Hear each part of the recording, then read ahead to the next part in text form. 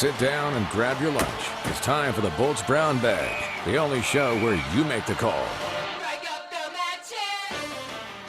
And welcome to our somewhat unexpected season finale of Bolts Brown Bag here at 10news.com. I'm Ben Higgins, joined this week by Charger Annie Heilbrunn, who's covered the team for a long time, and I've been trying to get you in that co-host chair all season long, so it's good to finally have you. Unfortunately, we got to talk about a season-ending loss to the Kansas City Chiefs. I know. I was thinking this spot would be prime because we talk about heading into the playoffs, Sure. which we don't get to talk about today. But like you said, I'm excited to be here. You do a great job with the show, so thanks for having me. We got a lot to discuss, of course, not only yesterday's game, but now looking ahead to the offseason and what the Chargers are going to do. Let me first apologize for my voice, you know, as many people are this time of the year, battling the crud inside whatever. So, and, you know, this show is all about the football. We don't have bells and whistles like a cough button. So I was going to say, if I have to go a few times during the show, just bear with me. We're here to talk football. We're not here to make it pretty. Well, you're here to make it pretty, but we're here just to talk football and see what the Chargers are going to do this offseason. Sounds good. Don't sneeze on me, though. As always, we've got a poll question up on the page. If you're here, you can just kind of click on the right side and decide. And the question today is, since they now are headed to the offseason, what position do you think the Chargers most need to upgrade during this offseason? We gave you a few choices on there: offensive line, defensive line, running back, wide receiver, and defensive back. I think I put in there, although maybe you think quarterback, maybe you think tight end. I went with the most logical choices, Those are the most logical. Yeah, you get a few outliers in there for sure. But I'd imagine if you're only going by yesterday's game, everyone's going to say offensive line. That would be the reactionary pick after the O-line gave up 7 sacks. 7. Not much Phillip Rivers can do playing a game from his back. No, and I mean, I don't think that he's gotten that many sacks, and I had a stat on that. It's been a while, though. And it's been years. So it was a bad news for the offensive line, and there's no way that Phillip can operate in that, and especially over 60-minute games. So he just didn't have a lot of chances there. And obviously he was limited as well, his mobility due to the injuries that even now after the season, and the team is meeting right now at Chargers Park, cleaning out the lockers, having their final meetings, exit physicals before they go to the offseason. And neither Phillip nor Mike McCoy would elaborate any more on what was wrong with Phillip Rivers other than to say chest and back, like it's an injury report. Right. He said that he's not going to change his stance on injuries, and he's asked the players not to change theirs either, so you're just going to get chest and back. Now, I did see that Phillip mentioned to another reporter that the bulging disc isn't exactly correct, so there's a little bit of variation on what might have happened, but I do think he was more injured than he let on throughout the season. I agree with that as well, but either way, the 19-7 loss to the Chiefs yesterday, just so disappointing because the Chargers had their own playoff destiny in their hands. They didn't need any help, and they couldn't get the job done. You know, it was a road game. It was a tough game. A lot of people said, hey, you got a backup quarterback in Chase Daniel. You should win that game easily. You know, I never saw it that way. I always saw it as being a tough game, and the Chiefs' defense played well, and the Chargers' offense, which really was an issue. If you think about it, you go back to the middle of the season. They had a nice comeback win in Baltimore. Right. They had a nice comeback in the second half in San Francisco. They beat the Rams, but that was kind of an up-and-down game. They almost lost it at the end. And that interception, right. And they beat the Raiders at home, which really isn't saying a whole lot. Really, the second half of the season, the offense struggled almost all the way through with just brief flashes that saved a couple of games. It was pretty consistently poor over the final 8 games of the season. Only 7 points from the offense in 3 of the last 4 games. So you're not going to win that way. You're not going to make it to the playoffs, and you're not going to go far in the playoffs that way. And Phillip knows that. You know, and you talk about the offensive line. They're on their 5th center, right guard. They've got a whole patchwork going on, but still, there just wasn't a lot of help for him. DJ Fluker looked like he was a little bit injured yesterday as well. So we'll see what happens over the offseason, but I don't know if it looks like a complete rehaul to you. I know we'll probably get there later. One of the things yesterday, too, that I think was so tough on fans especially is, like you said, the Chase Daniel news, which everyone got excited about. And, you know, some of us were like, wait a second, Chase Daniel almost beat beat the Chargers last year here at Qualcomm, but also just the momentum coming off the San Francisco game where they had lost to the Broncos, they had lost to the Patriots, they go to San Francisco, they get that huge thriller comeback win, and all of a sudden national media, and there's this huge buzz over Phillip Rivers and the comeback, and they're going to go far and all this and that, and then it just kind of goes crashing down. I just think it caught up with them. All the injuries, all the deficiencies just caught up with them yesterday. Yeah, especially on offense. On the offensive line, down to your fifth-string center, a practice squad guy at right guard. Right. No Ryan Matthews, your top running back. No Danny Woodhead, your second running back all season. No Keenan Allen, your top wide receiver. You can't take away that many weapons and not expect a team to struggle. And while Chase Daniel did look good for the first quarter or so, he had the touchdown drive and a field goal drive. After that, the Chiefs' offense really didn't do anything. No, totally. They only scored because of field position on turnovers or the punt return, and the defense did a great job both of those times in limiting them to 3 points. Right. So people who say the backup quarterback beat you, no, you lost because you couldn't score, more than a few points, 7 points against the Chiefs' defense. Chase Daniel did exactly what they wanted him to do, which is get on the board, score some points, and then don't lose the game. Don't turn the ball over. Don't mess it up. But that offense was anemic in the second half, and credit John Pagano and credit the defense for being able to do that as well. But it wasn't like he blew them out. Chase Daniel didn't blow them out. We'll talk about the coordinators in just a second, but as you can imagine, it was a disappointed post-game locker room in Kansas City. Here's what a few of the players had to say after the 19-7 loss. Shoot, we fought till the end. We won 9 football games and fell one short of getting ourselves a 17th game. We're not questioning the heart of our football team. We played our tails off. We worked extremely hard. They worked extremely hard. Sometimes you don't execute as well as you want. But this team gave it all they've got, 60 minutes for 17 weeks. I can promise you that. It's not a lack of urgency at all. That's no chance. It hurts me more than anything, and try to get emotional, man, but that's it. Toughness, our grit, just, you're proud of the way we fought, but it just wasn't good enough. Phillip Rivers, Mike McCoy, Corey Liuget, and Eric Weddle there, and you can see all extremely disappointed yesterday after the loss. And fans were disappointed as well, obviously. Right. And if you want to tweet us, at Bolts Brown Bag, at Annie Heilbrunn, or at Ben Higgins SD, we'll be reading some tweets, answering questions. Have a few of them already, and a lot of them deal with coordinators and play calling. Yeah. Let's see. I know Juno tweeted, bad play calling and time management. This isn't high school. At Relax, just a tweet, said injuries, inconsistent O-line play, some questionable play calling, game management. And the Big O tweeted simply, fire Reich. Or Tizzle SD said offensive coordinator and play calling right off the bat. So a lot of heat directed at Frank Reich, who now has finished his first season as offensive coordinator. But Mike McCoy did indicate a short while ago that both Frank Reich and John Pagano are expected to be back in those same roles next season. So no big changes coming to the Chargers coaching staff. And, Twitter kind of blew up yesterday. Not that we take all our cues from Twitter, but a lot of people were upset that those 2 run plays up the middle on that 4th down, and Donald Brown goes up the middle twice, doesn't get it either time on 3rd and 1 and 4th and 1, and it just exploded, So I think that there are some deficiencies there in the play calling as well. I don't think you fire Frank Reich. I just, he's a first-year offensive coordinator. I think that the offense as a whole, they need to kind of take a look and see what their identity is and what the game plan is so they can fall back on that, because it just seemed like they were, especially toward the end of the season, kind of trying to fit, a square peg in a round hole instead of doing what Mike McCoy did so well last year, which is exploit the things that the players on the field do well. Don't try to make them do anything else. And you know what? Some things worked and some things didn't work for Frank Reich, and I'm sure they're going to evaluate in the offseason. I thought the hurry up usually looked pretty good when they went to that. Yeah. That was good. Maybe they'll use that more next season. He had some good drives. He did. It just there were some bad ones as well. Yeah, I mean, you had to expect there was going to be some sort of learning curve from Wisenhunt for a first season, offensive coordinator. So if you were expecting perfection, then you gave the wrong guy the job. You should have gone out and got someone more experienced.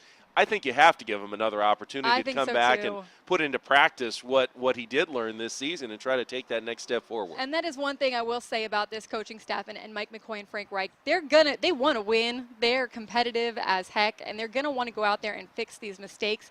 Whether or not that means they ever make it to the big dance or the Super Bowl, I don't know. But they're certainly going to try and improve from what happened. Now, I know clock management and things like that throughout the season, that has been an issue. So hopefully Mike McCoy is able to look at that over the offseason as well.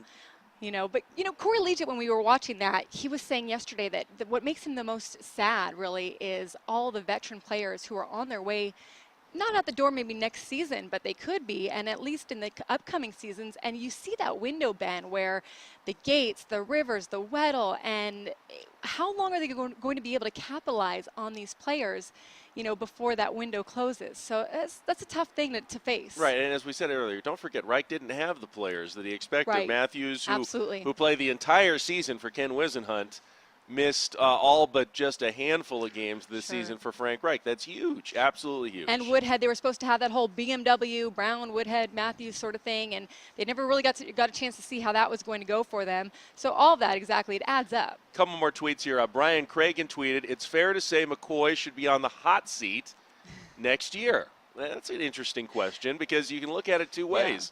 Yeah. And I tweeted him out last night. Mike McCoy is the first Chargers coach since Don Coryell to start with 2 winning seasons. So that is Norv didn't do it, Marty didn't do it, Bobby Ross didn't do it. Certainly, Al Saunders, Dan Heading, Kevin Gilbride, Mike Riley, none of them did it. First since Don Coryell with 2 winning seasons to start. There's your positive. But There's your positive. He also has finished in 3rd place both seasons right. in the AFC West. Hasn't gotten past the Chiefs or the Broncos either time. Right. And that's a huge point as well. I mean, they went, 0-4 against the Chiefs and the Broncos. They only won against the Raiders. That was only 2 division games that they won. You've got to win in the division in order to advance. And you're exactly right where now you're straddling the fence. If Mike McCoy continues to be kind of that middle ground fence person.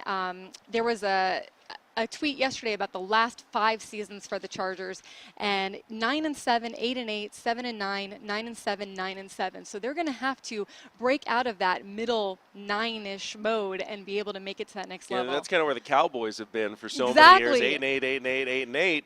They broke through this year. Exactly. Maybe next year will be the Chargers but season. You don't want to get stuck in that vortex where you're not that great and you're not that bad and you're just sort of circling, the round there. Let's get to a little happier news. The Chargers players did vote their annual team awards this morning. Yes. So once again, Phillip Rivers was voted team MVP for the 6th time. I have no problem with that, with the season that he had. Offensive Player of the Year, and what a resurgence this year by Antonio Gates. Absolutely. One of the best seasons of his career at 34 years old. He defies father time. They counted him out. They thought this was going to be the season of Ladarius Green, and instead it's Antonio Gates who is making all the plays and getting all the touchdowns. Eric Weddle, Defensive Player of the Year. I would have said Weddle or Corey Liuget. Right. I thought they were both the 2 critical members of the defense. Oh, especially. I mean, you can't take it away from Weddle, but I would have added Liuget in there because he made some huge plays from this season. Special Teams Player of the Year, Shea Yajir at 2-2. It was him or Darryl Stuckey. They really have a 1-2 punch on special teams for sure. Lineman of the Year, that one was pretty obvious, at least on the offensive line.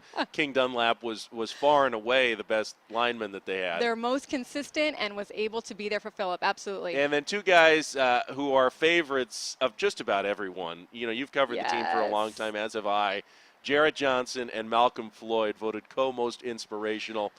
I mean, those are guys that you just love in any locker room. They're just good people. I mean, they're great players. They're great workhorses, but they're just good people. You would love them no matter who they were, and they're consistently like that. And that's another question. I'm sure we'll get to this later on too, but with Jarrett Johnson, he is facing the end of his career and whether or not he'll be in that locker room. And he is one of those players that is the leader in there and is the workhorse in there and is someone who people respect. They just respect him tremendously. So that will be a huge loss, too, if he's on the way out soon. Yeah, he's contemplating. But we'll see if he comes in. He was still very Yeah. effective in the run-stop game this year. I don't know. We're going to discuss a little while later the key free agents that the Chargers may or may not bring back next season, but I think the decision for Jarrett is kind of his. Yeah, exactly. Whether he comes back or not. Exactly. I think it's great to see, though, him and Malcolm up there. Malcolm coming off that injury last year, the neck injury, and then being able to have a really productive season this year was pretty awesome. All right, each week Unfortunately, you don't get the full experience of Bolt's Brown Bag because Dang it, Ben. the cafe is closed today. But Yeah, you know I thought what? this was lunch. It's actually better to just bring along Brandon Chambers, who's our sous chef. Now, Brandon, what's in here? Oh, gosh, I almost fell over. that's a paperweight. Oh, okay. That's paper. That's our brown That's bag paperweight. I'm not paperweight. eating that. But Brandon's here because he's come on every week, and he's been fantastic. You're actually getting the real good experience by getting to talk to Brandon. So, unfortunately, season-ending thoughts today from you, Brandon. Not a look ahead to the playoffs. The game was just they need to focus on the run game more on the off season coming up. Try to find a more steady running back who can actually play at least 8 to 12 games out of the season. Love seeing the receivers getting their game going at the end of the season, how they were actually able to gel and cooperate with each other. Phillip Rivers, I think he just needs to focus on just working his rattled nerves when it comes to pressure time and when he knows he has to get the job done by himself, or even if he just needs to get that drive going. I think Malcolm Floyd, a candidate for NFL Comeback Player of the Year. I mean, got to be tough after sustaining that neck injury last year, week 2 in Philadelphia, not knowing if he's ever going to play again, and then to come back and have the solid season that he did. Very impressive. That was very impressive for me as well. I look up to people who go through injuries like that because it shows that even though that you're very down, that there's still hope and that you have to really want what you had lost at that time. And you couldn't ask for a better person for that to happen to with Malcolm Floyd. But last year, if you saw him in the locker room, I mean, it didn't look good. He had this huge neck brace on, and he could barely move. And you know, he was watching the games from his couch laying down, and it's just great to see that he had not only a good year, but a really productive year this season. He was healthy. You know, Brandon is a wide receiver, and he said he had great analysis all season long for us. I like how he just sat down and just listed it off. Is that a position where you think the Chargers are going to need to upgrade, though, in the offseason? Do they need to find a permanent counterpart to Keenan Allen? You know, in the draft maybe, or in free agency, you know, go after a guy like, you know, Randall Cobb, you know, big money free agent could be out there. Or is that a position where you just kind of want to keep building with guys like Dontrell Inman, who came on, had a good last couple of games? Maybe they have something in a guy like that. I would just work on keeping the receiver core that I have right now because they're pretty much getting ready to be in their prime, or they're at their prime right now. So it's good for the people coming under, like the receiver whose name. He can actually still keep learning during the off season, and a few years from now, they'll probably be one of the top receiving core in the AFC. When you got Phillip Rivers throwing to you, it's always a good thing. What do you think about Keenan Allen? You know, he had such a productive season his rookie season, and then seemed like teams were on to him a little bit this season, and he wasn't able to be as productive and then got the injury. Where do you think he goes from here in year 3? Year 3, I think he focuses more on getting more consistent with the routes and trying to work on getting open more. Year 2, he was working on just getting faster, getting heavier, and still adjusting to the NFL. But now he's going into his year 3, so I think he focuses more on just he's used to it, so he'll just focus more on getting to that window. Yeah. Well, Brandon, I appreciate all your contributions all season long. Hopefully we'll get to do this again coming up in 2020. But thank you very much for being on the Brown Bag all season long. Hopefully next time I'll get some lunch. All right. Next time, Andy, you'll get lunch in the Brown Bag. Brandon Chambers, our sous chef. Great football analysis and even better food all season long. Perfect. Absolutely. Every week on the show, we've given out a Brown Bagger of the Game award. Okay. Not necessarily the star of the game. I always like to pick someone who doesn't get a lot of the publicity but does a lot of the grunt work during the course of the game. So last one of the year, our Bolts Brown Bagger of the game is Manti Te'o. Manti. You know, Manti had 13 tackles, 9 solos, led the team yesterday in Kansas City. And he also wins probably my most improved Charger of the Year award. He might be like the Brown Bagger of this season or something like that, because he had a bit of a tough start at the beginning of the second season for him, and a little bit of an injury, and people were kind of like, hey, I don't know if this guy is going to be able to make that jump to the NFL. And then all of a sudden he was able to really contribute. And he just seems more comfortable. He just seems like since Donald Butler was injured and he stepped in, he just seems like he knows where to be, knows where to go, and isn't second-guessing himself or hesitating.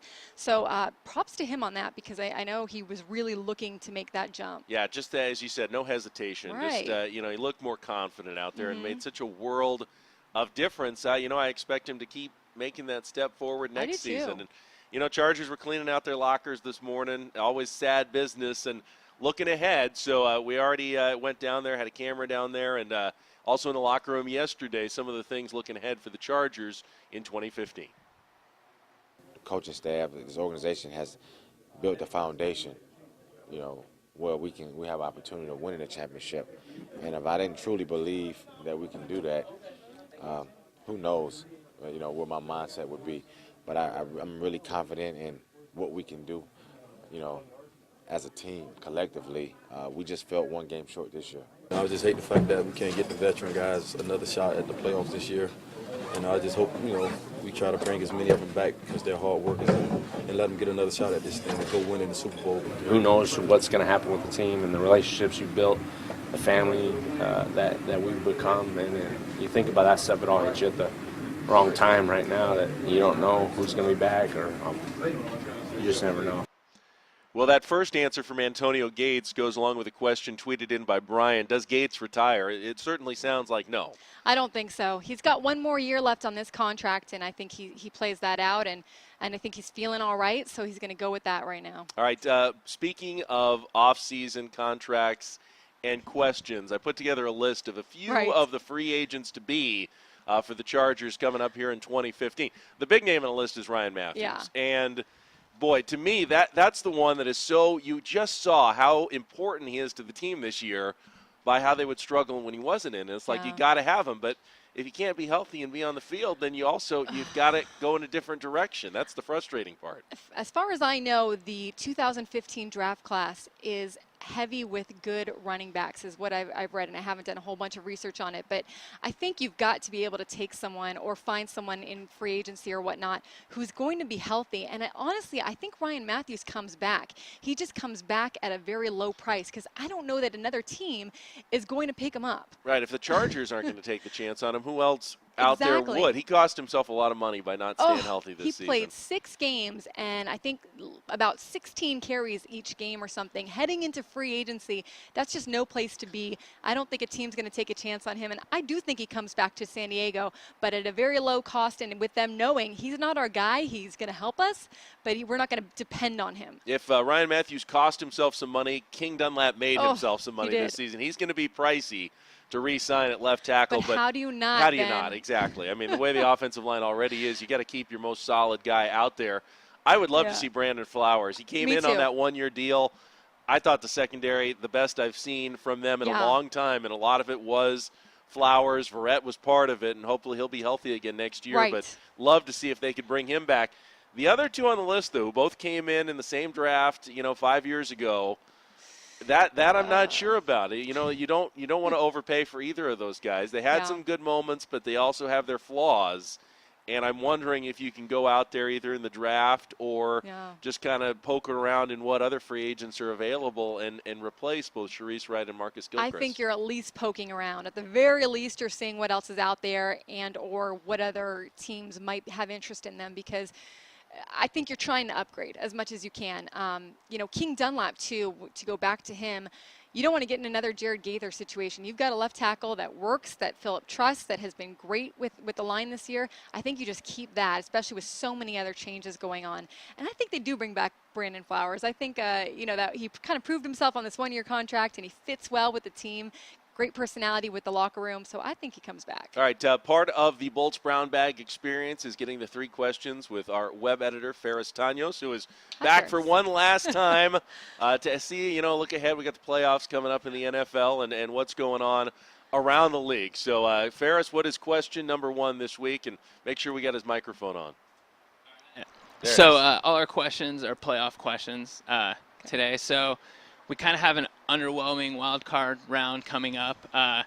No home team right now is giving less than 4.5 points. So you could have 4 blowouts. And so I'm going to move to the NFC.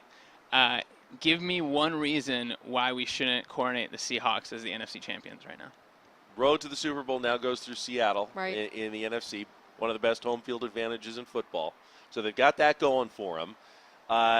They are probably going to face the winner of that lackluster game between the Panthers and the Cardinals, the quarterbackless Cardinals. We love Ryan Lindley here in San Diego, right. but my goodness gracious, he doesn't look like an NFL quarterback right now. He's going to make it too far in those playoffs. The Panthers actually been playing decent lately, but I can't see them going into Seattle and winning. So they almost have a bye right into the NFC Championship game.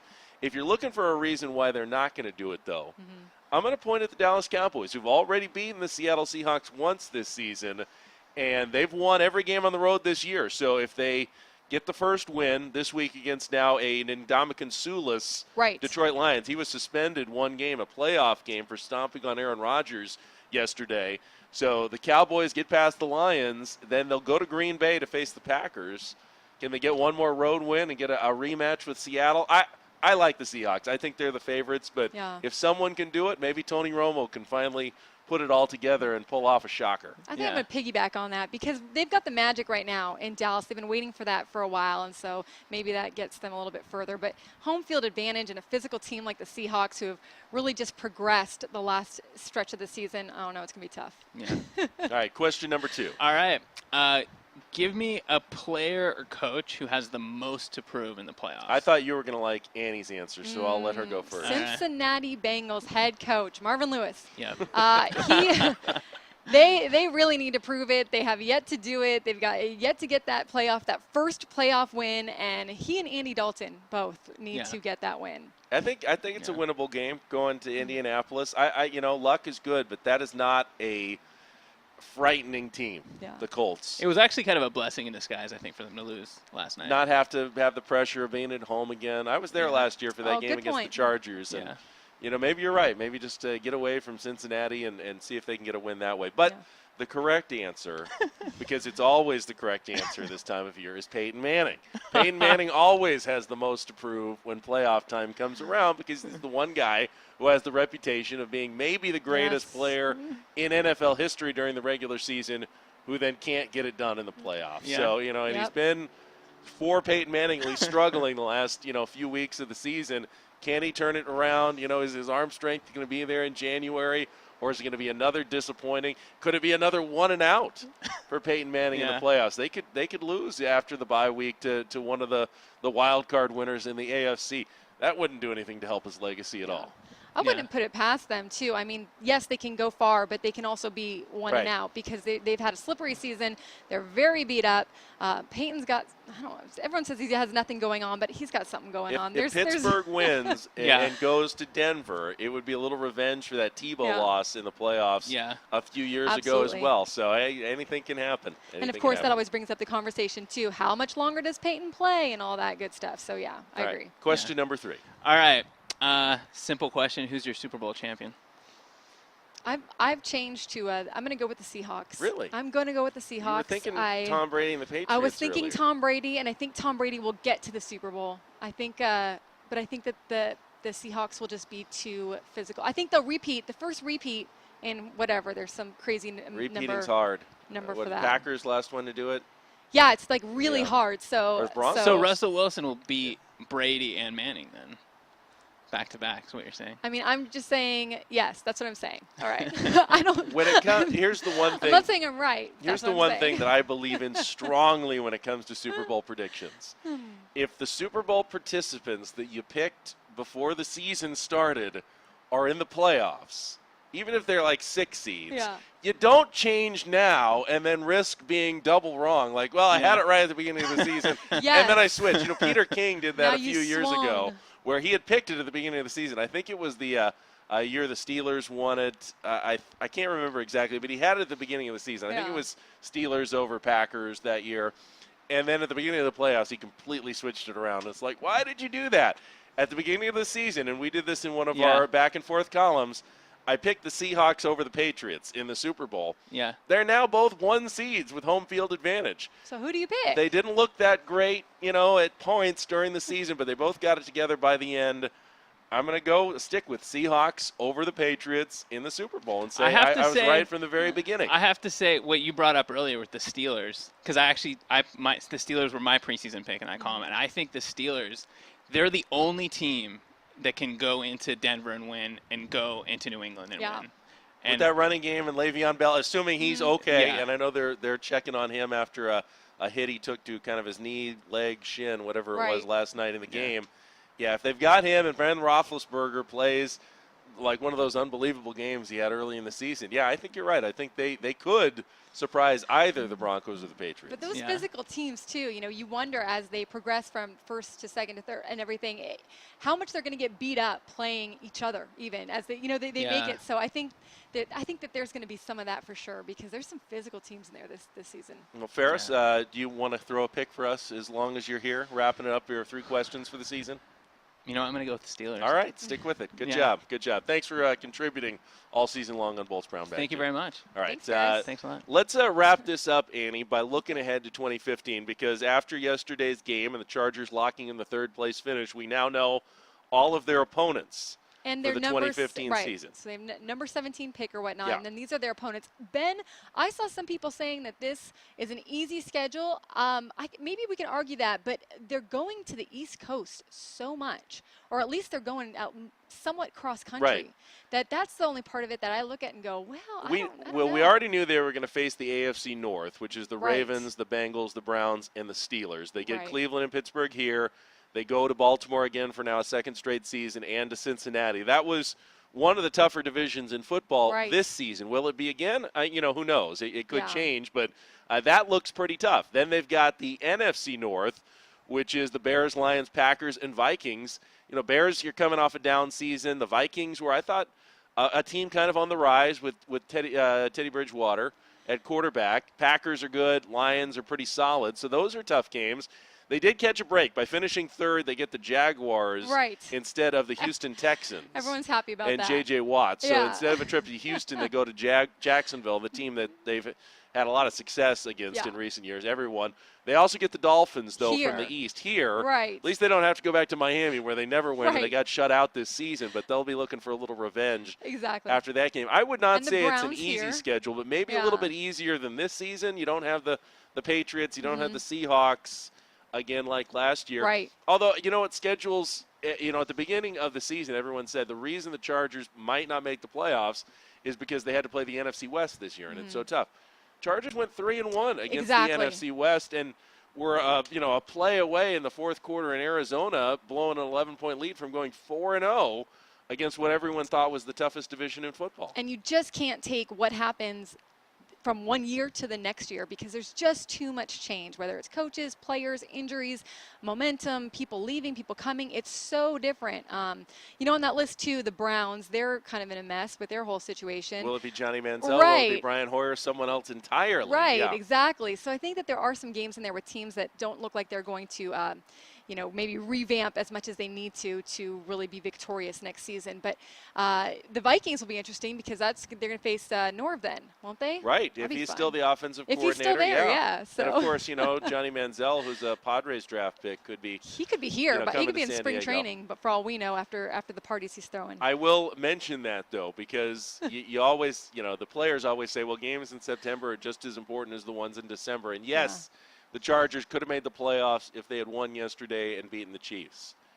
They also would have made the playoffs if they had held on to that 11-point lead in Arizona on the very first day of the season. Exactly. They would have been 10-6, tied with the Ravens, and thanks to the head-to-head win, they'd be going to the playoffs. They'd have already clinched. They'd be in. Exactly. So. It's really easy to look at the last game and say, well, everything hinged on that last game, but really it hinged earlier in the season, and it hinged when they lost to the Chiefs at home, and they're the middle of the season, and the Dolphins debacle and all that. So there were chances for them to not even have to worry about winning that last game, and they weren't able to. I want to thank everyone who has tuned in all season long to Bolts Brown Bag. I don't know when our next show is going to be, but I do have some bold plans in the off season. I want to do a stadium special. I want to do a draft show. A mini camp. Maybe we'll take Bolts Brown Bag out on the road. Who knows? I'll keep you updated on Twitter at Ben Higgins ST. Let's get the poll results updated for one last time. The question again was, which position do you think the Chargers need to focus on upgrading during the upcoming offseason? And no big surprise after yesterday, O-line leading right now with 62% of the vote, defensive line with 22%, running back gets 16% of the vote. So wow, that's interesting to me. They do get Danny Woodhead back, but do you want to upgrade from Ryan Matthews or at least replace Ryan Matthews? I guess that's the thinking. They got to do something there. They got to be able to have a healthy running back. But O-line, absolutely. I think you got to keep Phillip Rivers upright first and foremost to even have a chance. So that makes sense. And Luke tells me, our producer Luke Smith tells me, a couple of people hope they're going to be a Padres brown bag. Hey, if they all these acquisitions come together and they're as exciting as we're hoping, maybe this summer we'll come back with a little Padres pink. Something or other. People are already calling the Padres the winning team in San Diego. They've already slated it out. I'm with you. We'll see, but certainly those offseason moves have been fun, and A.J. Preller has been fun. Annie, thanks for coming in, making it to the brown bag before the end of the season. I'm glad I got one in. I'll have to come back again, so it was super fun. Thank you. For Annie Heilbrunn, I'm Ben Higgins. Thanks for joining us all season long. I really appreciate it. Our little experiment, talking Chargers football every Monday at 12:30 here on 10news.com. Have a great one.